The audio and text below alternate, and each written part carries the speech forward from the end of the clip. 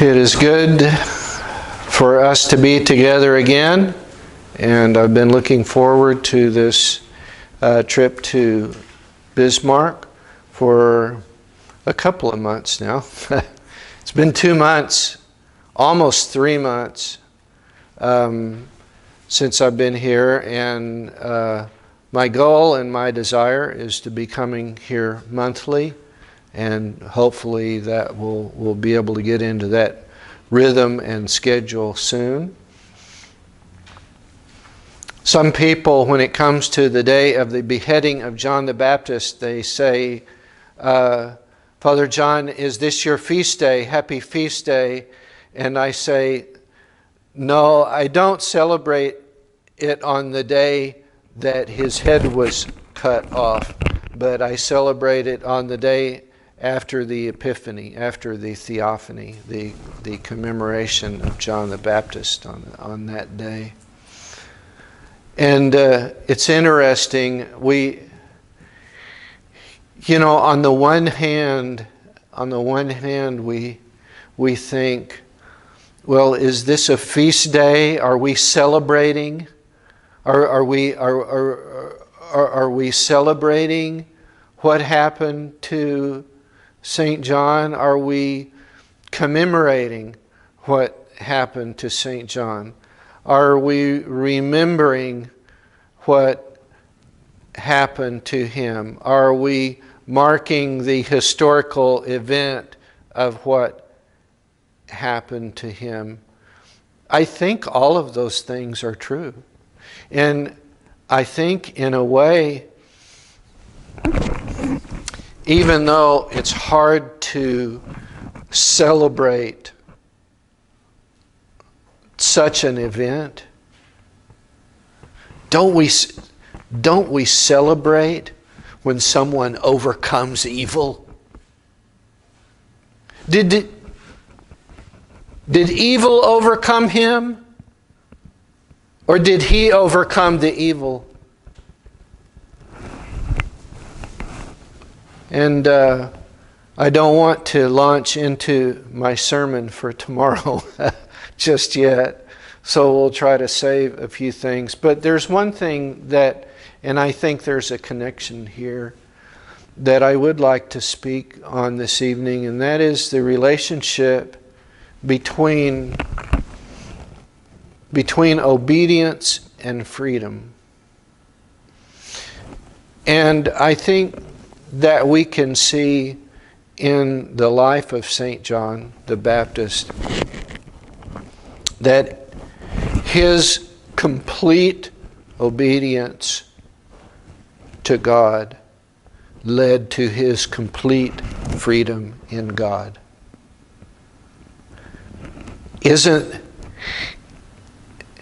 Would it be fair to say that the ultimate freedom is no fear of death? The ultimate freedom expressed by a human being in this life, in this fallen world, no fear of death. Free.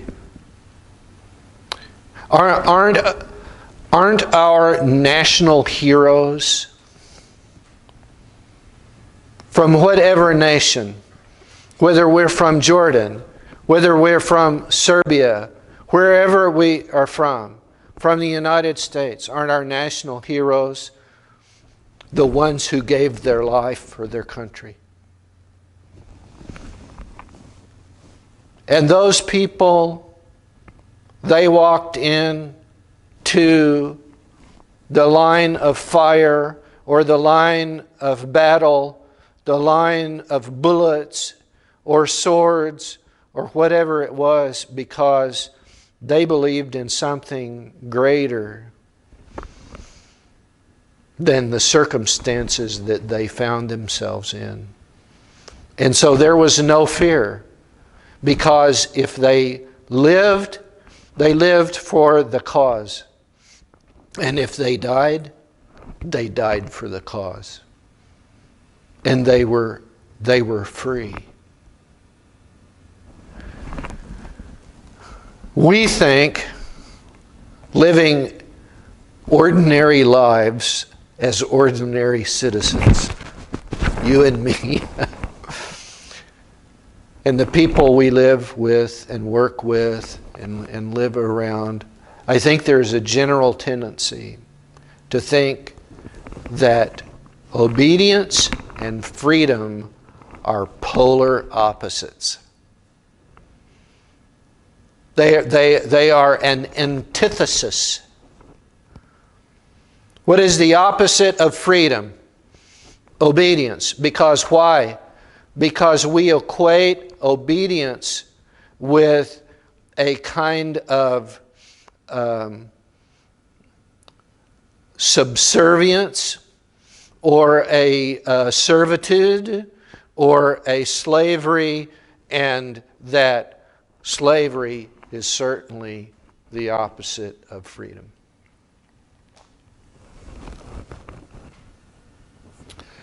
But let's think about this in Christian terms. Let's think about this in biblical terms for a minute. You know, a person could be completely bound in a way, but be free in their soul. And I don't know if any of you know personally or have ever met or have ever heard of Father Moses Berry. Father Moses Berry is an African American, and to my knowledge, one of the first African Americans to be ordained a priest in the Orthodox Church. And he lives in Ash Grove, Missouri.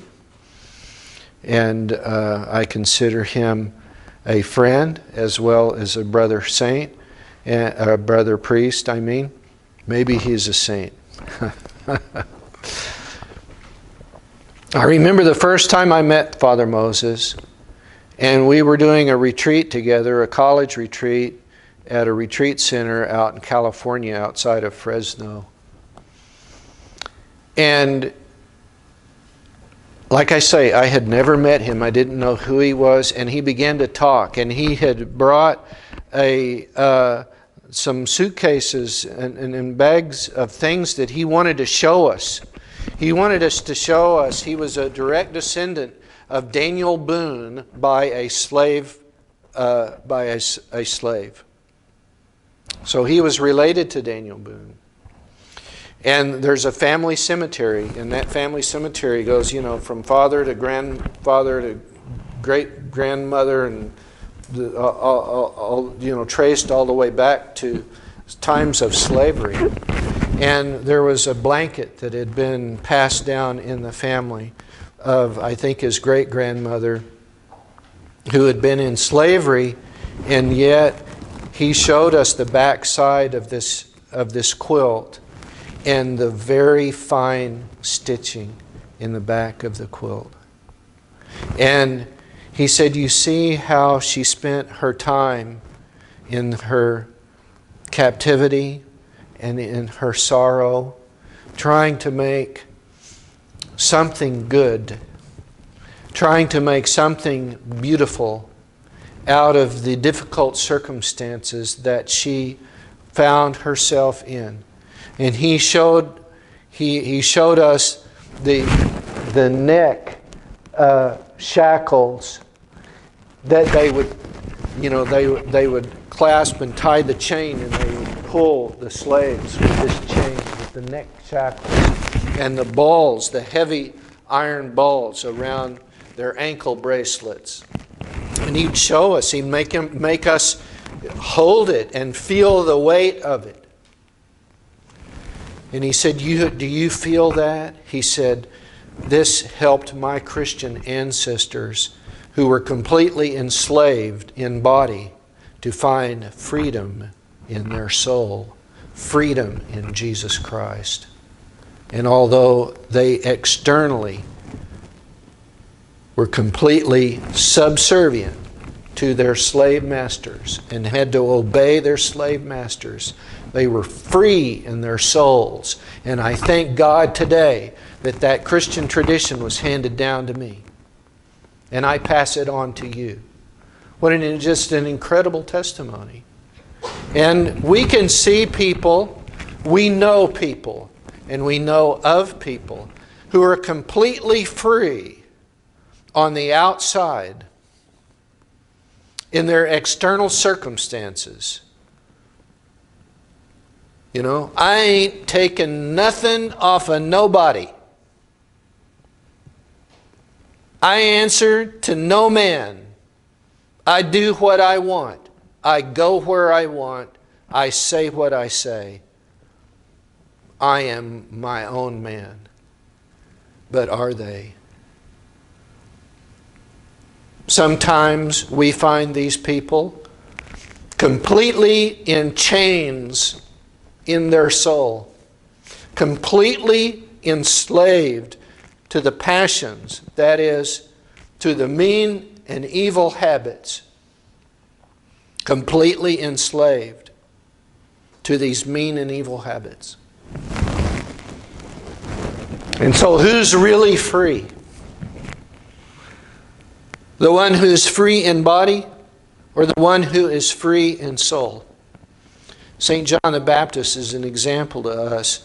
As although he was in prison in body, he was free in his soul.